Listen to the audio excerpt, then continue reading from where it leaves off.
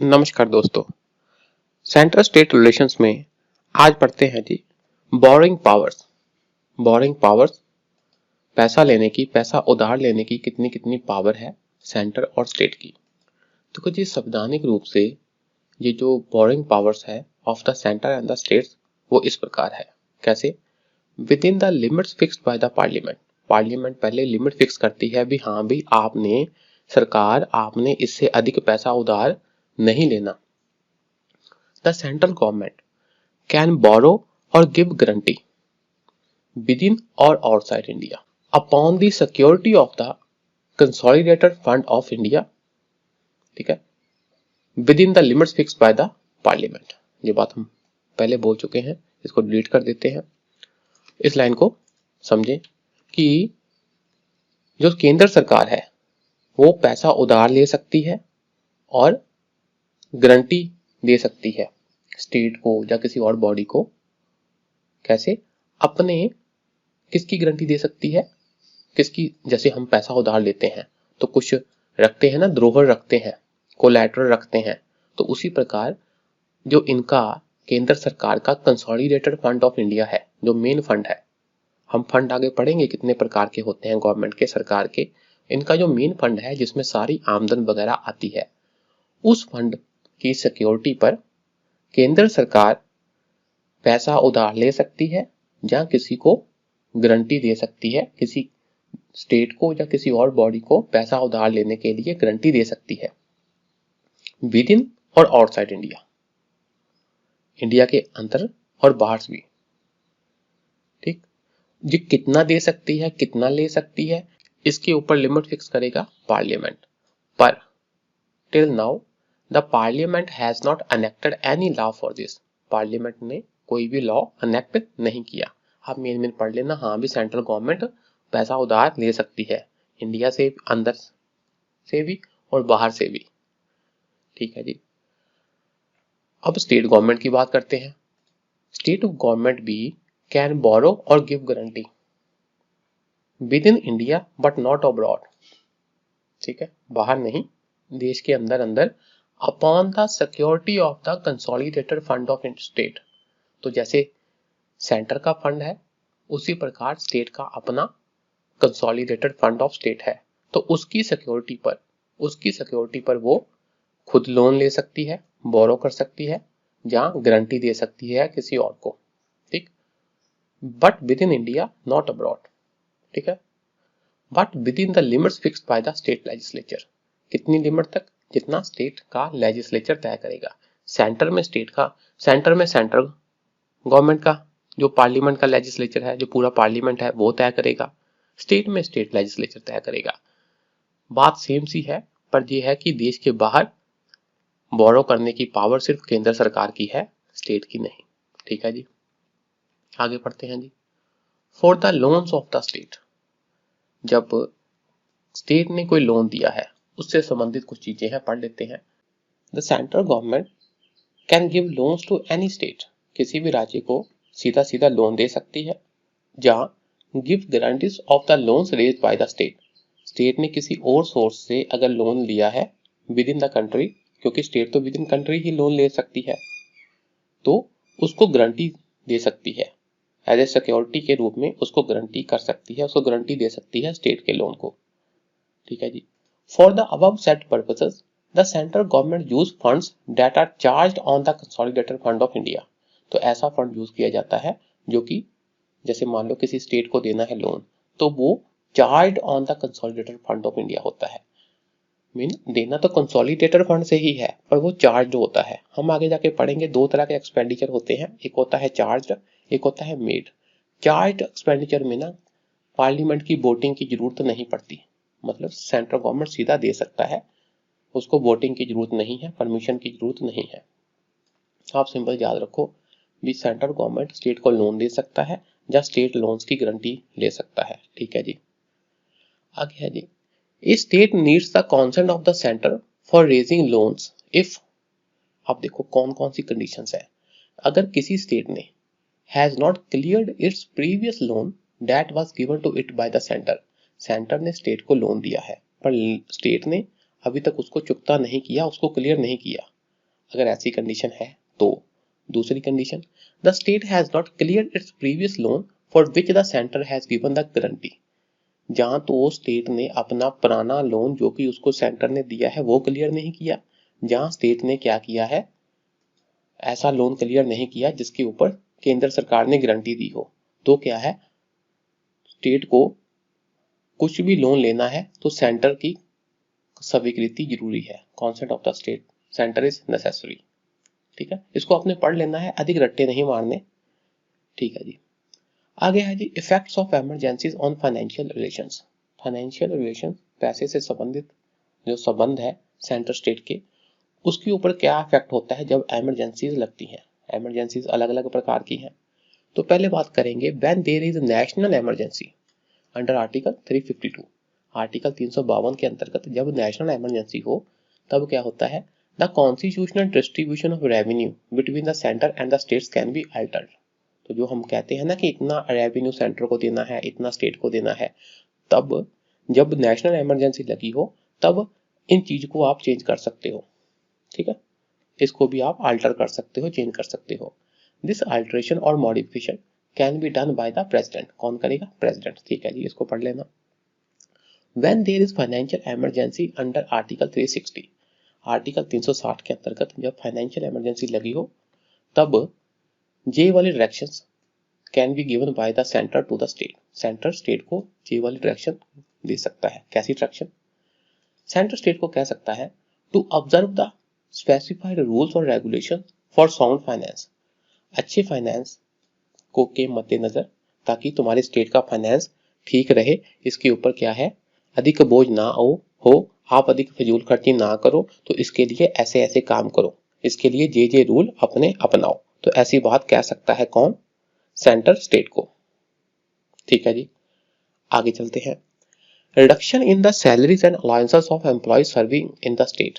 तो स्टेट में जो काम कर रहे हैं, सरकारी नौकरी कर रहे हैं बंदे, वो इवन तक कि जो स्टेट के हाई कोर्ट के जजेस हैं, सभी जेबी, इन सब की सैलरी को कम किया जा सकता है, इनके अलाउंसेस भत्ते वगैरह को कम किया जा सकता है। क्यों? क्योंकि फाइनेंशियल इमरजेंसी है, पैसे की कमी है, गड़बड़ हो सकती है पैसे के प्रति, तो इसलिए तो सैलरी एंड अलाउंसेस एम्प्लॉयज की भी और हाई कोर्ट के जजेस तक की भी कम की जा सकती है। ऐसा कह सकता है सेंट्रल स्टेट को, आप ऐसा करो। ठीक है जी, आगे देखो। Reservation of money bills and other financial bills. पैसे से संबंधित बिल हैं जो, चाहे मनी बिल की बात हो, चाहे फाइनेंशियल बिल और कोई भी हो, स्टेट का ऐसा बिल, वो आप क्या करो, रिजर्व करो। हे गवर्नर, ऐसे बिल आप रिजर्व कर दो। किसके लिए? Consideration of the president. President की कंसिडरेशन के लिए ऐसे बिल रिजर्व कर लो, सीधे सीधे पास मत होने देना। अच्छा जी, अब हम पढ़ेंगे जी ट्रेंड। सेंट्रल स्टेट रिलेशंस में कुछ ट्रेंड देखेंगे, कैसे कैसे ट्रेंड चेंज हुए हैं। तो हुआ क्या कि 1967 तक तो कोई सेंटर और स्टेट में इतने पंगे नहीं थे। क्यों? क्योंकि अधिकतर स्टेट में एक ही पार्टी की थी सत्ता, और सेंटर में भी वही पार्टी रूल करती थी, स्टेट में भी वही पार्टी रूल करती थी। तब तक तो मामला ठीक ठाक रहा। There was one party rule at the centre as well as in most of the state. ज्यादातर अधिकतर स्टेट में वही सरकार, वही पार्टी की सरकार केंद्र में थी, वही स्टेट में थी। एज ए रिजल्ट क्या हुआ? The centre state relations were smooth. तो हम कह सकते हैं कि मोर और लेस, ज्यादातर अधिकतर क्या थे, सेंटर और स्टेट के रिलेशन स्मूथ थे। फिर क्या हुआ कि जब 1967 के इलेक्शन हुए ना, the Congress party lost in 9 state. 9 states में, 9 राज्यों में कांग्रेस पार्टी को सत्ता से हाथ धोना पड़ा, वो हार गई। It also become weak eight the centre. Centre में भी इसकी पोजीशन वीक हो गई, इसके पास कम सीट आई, चाहे सरकार बन गई पर इसके पास कम सीटें आई। तो कहने का मतलब एक party, both centre and the state, ये वाला सिस्टम खत्म हो गया। अब क्या है, जो दूसरी पार्टी सत्ता में आई स्टेट में, तो उन्होंने अपनी अपनी ऑटोनॉमी के लिए, अपने अधिकारों के लिए आवाज बुलंद करना शुरू कर दिया। क्या किया देखते हैं जी। The states that were being ruled by non Congress parties started raising demand that include. तो उन्होंने अलग अलग डिमांड्स करनी शुरू कर दी सेंट्रल गवर्नमेंट से कि हमको जे अधिकार दो। वो क्या थे? मोर स्टेट ऑटोनॉमी, खुद मुख्तियारता, भी हमको अधिक आप हमारे क्षेत्र में, हमारे स्टेट में ही सेंट्रल गवर्नमेंट इंटरफेयर मत करो, इतना हमको ऑटोनॉमी दो, हम अपने एरिया में खुद से डिसीजन ले सकें, ये वाली हमारे पास क्या हो, पावर हो। ठीक है जी, ऑटोनॉमी हो, किसी का हस्तक्षेप ना हो, बाहर वाली केंद्रीय सरकार का। मोर पावर्स दो इनको, ज्यादा पावर दो। ज्यादा पावर का मतलब ये नहीं कि उनको तेल दो, मिट्टी का तेल दो, जहाँ ईंधन दो। मोर पावर्स का मतलब जैसे वो अधिक से अधिक सब्जेक्ट के ऊपर कानून बना सकते हो, अधिक पावर उनके पास हो एग्जीक्यूटिव के प्रति, जुडिशियल के प्रति, ऐसे ऐसी कुछ पावर्स उनके पास हो। More financial resources to the state, उनको ज्यादा फाइनेंशियल रिसोर्सेज दो, पैसा दो, ताकि वो अपना स्टेट का काम चला सके। तो ऐसी ऐसी डिमांड आने लग गई, ज्यादा पैसा दो, ज्यादा पावर दो, ज्यादा ऑटोनॉमी दो। तो इससे क्या हुआ, as a result tension started to arise in the centre state relations. ठीक है ना, सेंटर और स्टेट के रिलेशन में अब क्या है, टेंशन उत्पन्न होने लग गई। ठीक, स्टेट कह रही है कि हमको ये हक दो, और सेंटर कह रहा है हम नहीं देंगे अभी। ठीक है जी, अब देखते हैं, अभी कुछ कन्फ्लिक्ट एरिया देख लेते हैं सेंटर स्टेट रिलेशंस का। काफी हम पढ़ ही चुके हैं, बस ऊपर ऊपर से एक बार रिवाइज कर लेंगे। एम लक्ष्मीकांत की बुक से लिया है मैंने। Appointment and dismissal of governor, governor की अपॉइंटमेंट और डिसमिसल सेंटर करता था, वो अपने मनमर्जी ढंग से करता था, उनको डिसमिस कर देता था अपने तरीके से, कभी इस स्टेट में लगा दिया, कभी उस स्टेट में लगा दिया। तो गवर्नर का ऑफिस क्या है, काफी कंफ्लिक्ट वाली चीज रही है सेंटर स्टेट रिलेशन में। तो गवर्नर से संबंधित पावर किसके पास है, सेंटर के पास, पर गवर्नर काम कहाँ करता है, स्टेट में। तो ये भी क्या है, कंफ्लिक्ट एरिया हो गया। गवर्नर को पावर माना जाता है कि ये क्या, पप्पेट है सेंटर का, ये सेंटर का एजेंट है। और discriminatory role of governor, governor ने डिस्क्रिमिनेटरी रोल भी प्ले किया है, कई बार किया है सेंटर के प्रति। ये बायस्ड होता है क्योंकि उन्हीं का एजेंट है। तो कई बार इसने पहले ऐसा कह दिया है कि यहाँ पर राष्ट्रपति राज लागू करो। Imposition of presidents rule, centre state में प्रेसिडेंट रूल इंपोज कर देता है। Reservation of state bills by the governor, state के बिल हैं पर उसको रिजर्व कर लिया गवर्नर ने सेंटर की कंसिडरेशन के लिए, प्रेसिडेंट की कंसिडरेशन के लिए। Deployment of central forces in the state, state में आप क्या करते हो, सेंटर अपनी मनमर्जी से जरूरत से अधिक सेंट्रल फोर्सेस डिप्लॉय कर देते हो, तो इससे भी कंफ्लिक्ट रहता है।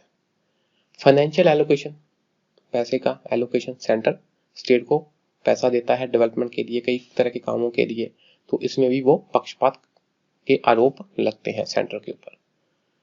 इसके अलावा देखो जी, रोल ऑफ प्लानिंग कमीशन, जो प्लानिंग कमीशन जो अब नीति आयोग बन गया है, तो ये भी क्या है, जब डेवलपमेंट करनी होती है तो ये भी पक्षपात करते थे, डेवलपमेंटल प्रोजेक्ट अपने ही खासम खास स्टेट में ज्यादा लाते हैं, ये भी कंफ्लिक्ट के एरिया हो गए। ऑल इंडिया सर्विसेज की बात करें, हम कर चुके हैं कैसे ये फेडरल जो है सिस्टम को वायलेट करता है। तो सेंटर भी, स्टेट भी ये कहते हैं कि सेंटर क्या है, हस्तक्षेप करता है, इंटरफेरेंस करता है हमारे एडमिनिस्ट्रेशन में ऑल इंडिया सर्विसेज के थ्रू। इसके अलावा सेंटर क्या करता है, इंक्वायरी कमीशन बैठा देता है against various state governments, specially chief minister of that state. Sharing of finances, ठीक, फाइनेंस का शेयरिंग भी, इसमें भी पक्षपात है।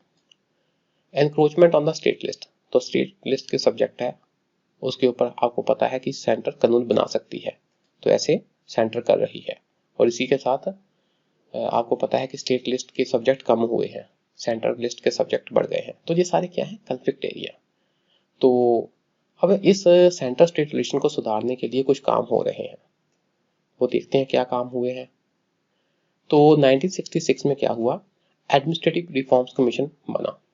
ठीक है, सेंट्रल गवर्नमेंट ने बनाया, उसके चेयरमैन थे मोरारजी देसाई। ठीक है जी, पहले मोरारजी देसाई से थे, फिर बाद में के हनुमंतैया बन गए। ठीक है जी, के हनुमंतैया, पहले मोरारजी देसाई थे। तो इसने ना फॉलोइंग रिकमेंडेशंस की, एआरसी ने ये वाली रिकमेंडेशंस की कि आप सेंट्रल स्टेट रिलेशंस को इस प्रकार सुधारो। वो क्या थे, कहते हैं कि एक इंटर स्टेट काउंसिल बनाओ। पहले भी हमने पढ़ा कि ये बातें थी, इसने भी कहा हाँ भी एक ऐसी काउंसिल होनी चाहिए जिसमें सेंट्रल स्टेट रिलेशंस की कोई भी कंफ्लिक्ट एरिया है बातचीत करके सुलझा लिए जाए।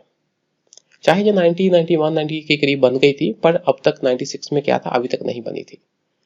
फिर इसने कहा कि अगर जब आपने गवर्नर को अपॉइंट करना है तो इस ऐसा पर्सन अपॉइंट करो जो कि जिसको कि लॉन्ग एक्सपीरियंस हो पब्लिक लाइफ का, पब्लिक लाइफ का एक्सपीरियंस लॉन्ग हो, सरकारी नौकरी उसने की हो, एडमिनिस्ट्रेशन में रहा हो, और सबसे बड़ी बात नॉन पार्टीशन एटीट्यूड हो, भी वो किसी एक पार्टी के प्रति पक्षपात ना करे, निष्पक्ष तरीके से काम करे।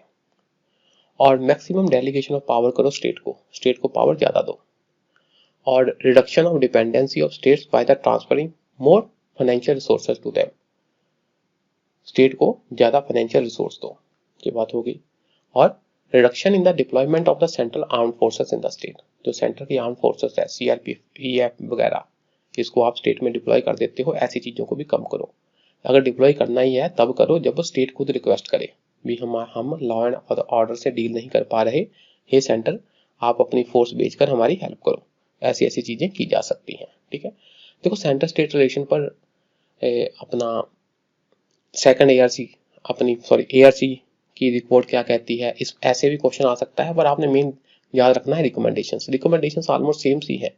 अगर सेंटर स्टेट रिलेशन सुधारने हैं तो रिकमेंडेशन सेम सी है। अच्छा जी, आगे है, पर सेंट्रल गवर्नमेंट ने इसके ऊपर कोई एक्शन नहीं लिया, ये बात है। बस आपको पता है कमेटियां कमीशन वगैरह बनते हैं तो उनकी रिकमेंडेशंस होती हैं, पर एक्शन कम ही होते हैं। तो एक्शन कब होंगे, जब जनता जागरूक होगी कि हाँ भी जे हमारे अधिकार हैं, तो ऐसी ऐसी रिकमेंडेशंस पेंडिंग पड़ी हैं, इनके ऊपर काम होना चाहिए। ठीक है जी, तो ये हमने पढ़ा एआरसी। इसके अलावा है जी राजा मन्नार कमेटी। एग्जाम में आपको ये आ सकता है राजा मन्नार कमेटी किससे संबंधित है, किससे रिलेटेड है, तो ये सेंटर स्टेट रिलेशन से संबंधित है। तो हुआ क्या ना, 1969 में तमिलनाडु गवर्नमेंट, कौन सी गवर्नमेंट थी तब वहां पर, डीएमके की गवर्नमेंट। इतना आपने नहीं याद रखना, सिर्फ यही याद रखना है कि हाँ भी तमिलनाडु गवर्नमेंट ने काफी समय पहले 1970 के करीब राजा मन्नार कमेटी बनाई थी। ठीक है, तो under the chairmanship of PV Raja Mannar. ठीक है जी, तो इसने क्या एम था इसका, to examine the entire question of centre state relation को एग्जामिन करना, और ऐसी अमेंडमेंट्स बताना, ऐसे सजेशन बताना और सुधार कॉन्स्टिट्यूशन में कौन कौन सी अमेंडमेंट्स की जाए ये बताना, ताकि क्या हो ऑटोनॉमी मिले, ज्यादा से ज्यादा ऑटोनॉमी मिले स्टेट्स को, तो मतलब स्टेट्स के अधिकार ज्यादा हो, इस प्रकार से कुछ उसने बताना था अपने रिकमेंडेशंस में। आपने क्या याद रखना है, सेंटर स्टेट रिलेशन के ऊपर तमिलनाडु गवर्नमेंट ने कमेटी बनाई थी, राजा मन्नार कमेटी। तो राजा मन्नार कमेटी किसके संबंधित है, सेंटर स्टेट रिलेशन से। ठीक है जी, तो इसने बताया कुछ, इसने आइडेंटिफाई किए भी ये कारण है जिसके कारण हमारे देश में क्या है, यूनिटरी ट्रेंड है, सेंटर के पास पावर ज्यादा हो रही है। ठीक है, तो वो क्या थे, सीधा है एम लक्ष्मीकांत बुक से मैंने सीधा ले लिया है, इसको हम ऊपर से पढ़ लेते हैं। वो कहता है certain provisions in the constitution which confirm special powers on the centre, संविधान में ही स्पेशल पावर दी गई है सेंटर को। याद करो कौन सी, एक दो याद कर लो, इमरजेंसी वाली पावर, इमरजेंसी के दौरान सेंटर ज्यादा पावरफुल हो जाता है, स्टेट लिस्ट में ये कानून बना सकता है, ऐसी ऐसी कुछ चीजें हैं जिसमें क्या है, जो सेंटर है वो कॉन्स्टिट्यूशनली ज्यादा पावरफुल है। One party rule both at the centre and in the state, एक ही पार्टी का सेंटर और स्टेट में रूल होना, इससे भी क्या है, यूनिटरी टेंडेंसीज है, सेंटर को ज्यादा बल मिल रहा है। Inadequacy of states fiscal resources, जो स्टेट है वो फाइनेंशियली किसके ऊपर डिपेंडेंट है, सेंटर के ऊपर। And the planning commission, role of planning commission, ये हम पहले भी पढ़ चुके हैं। प्लानिंग कमीशन जब डेवलपमेंटल प्रोजेक्ट लाता है तो वो क्या करता है, अपने हिसाब से डेवलपमेंटल प्रोजेक्ट अपने ही चुनिंदा स्टेट में ले आता है ज्यादा, क्योंकि सेंटर की सरकार जहां है, सेंटर में जिस पार्टी की सरकार है, अगर उसी पार्टी की सरकार पर्टिकुलर स्टेट में है, इसका मतलब उसी स्टेट में ज्यादा प्रोजेक्ट आने के चांस ज्यादा हो जाते हैं। इसकी रिकमेंडेशन भी कंप्लीटली इग्नोर कर दी गई थी, किसके द्वारा, राजा मन्नार कमेटी के द्वारा, अपने सेंट्रल गवर्नमेंट के द्वारा। राजा मन्नार कमेटी की रिकमेंडेशन भी सेंट्रल गवर्नमेंट ने इग्नोर कर दी, सेंट्रल गवर्नमेंट ने सारी इग्नोर मारा है सबको। अच्छा जी, आगे है जी आनंदपुर साहिब रेजोल्यूशन। तो ये रेजोल्यूशन अडॉप्ट किया गया था अकाली दल के द्वारा। अकाली दल ने इस रेजोल्यूशन को अडॉप्ट किया कब, 1973। कहां, आनंदपुर साहिब इन पंजाब। इसमें काफी पॉलिटिकल डिमांड्स भी थी और रिलीजियस डिमांड भी थी, पॉलिटिकल, राजनीतिक और धार्मिक डिमांड्स भी थी इसमें। तो इसमें और डिमांड्स के साथ साथ कुछ ऐसी डिमांड्स थी, कैसी, ये देख लो। The centre should have only these subjects under its jurisdiction, centre के पास यही सब्जेक्ट होने चाहिए, कौन कौन से, डिफेंस का सेंटर के पास, फॉरेन अफेयर्स का सेंटर के पास, कम्युनिकेशन का सेंटर के पास, करेंसी का सेंटर के पास। इसके अलावा सारे के सारे सब्जेक्ट किसको दे देने चाहिए? स्टेट्स को। All other residuary subjects should be under the control of states. बाकी सब किसको दे दो? स्टेट को दे दो। ठीक है, और हमारे देश को रियल सेंस में फेडरल बना दो। ठीक है, ये बात किसमें कही गई? आनंदपुर साहिब रेजोल्यूशन में। और बातें भी थी, हमने इतना डिटेल में नहीं जाना, बस आपने ये याद रखना है आनंदपुर साहिब रेजोल्यूशन भी सेंट्रल स्टेट रिलेशंस के ऊपर था। ठीक है जी, आगे देखते हैं जी। इसी प्रकार वेस्ट बंगाल मेमोरेंडम है। वेस्ट बंगाल मेमोरेंडम, तो ये 1977 में जो वेस्ट बंगाल में कम्युनिस्ट गवर्नमेंट थी उसने प्रिपेयर किया था। किसके ऊपर? सेंट्रल स्टेट रिलेशन के ऊपर। तो उस सरकार ने फिर इसको भेजा था सेंटर की तरफ भी, आप ये चीजें लेकर आओ। पर सेंट्रल गवर्नमेंट ने ये भी बात नहीं मानी थी। हम ऊपर ऊपर से पढ़ लेते हैं इसमें क्या कहा गया था मेमोरेंडम में। मेमोरेंडम का मतलब होता है याद पत्र। हम आपको याद दिलाते हैं कि सेंट्रल स्टेट रिलेशन में ऐसा ऐसा करो। ठीक है जी, कहता है कि जो हमारे संविधान में शब्द है union of state, India is A union of state, तो ये यूनियन है, इसको हटाकर फेडरल कर दो, ट्रू सेंस में फेडरल बना दो देश को। ठीक है जी। The center should have jurisdiction only on defense, foreign affairs, currency, communication and economic coordination. In subject के ऊपर ही सेंटर की jurisdiction होनी चाहिए। कौन कौन सा? Defence, foreign affairs, currency, communication and economic coordination. All other subject किसको दे दो? स्टेट को दे दो। इसी प्रकार आर्टिकल 356, 357 और 360 को रिपील कर दो, खत्म कर दो। जो तो आर्टिकल 356, 357 थे वो किससे डील करते थे? स्टेट में प्रेसिडेंट रूल लगने से। और आर्टिकल 360 किससे डील करता था? फाइनेंशियल इमरजेंसी से। ये वाले आर्टिकल हटा दो। इसके अलावा उसने कहा for the formation of new state, अगर नए स्टेट बनाने हैं जहां पहले से एग्जिस्टिंग स्टेट का रीऑर्गेनाइजेशन करना है, the consent of the state should be made compulsory, तो उस स्टेट की स्वीकृति लेना कंपल्सरी होना चाहिए।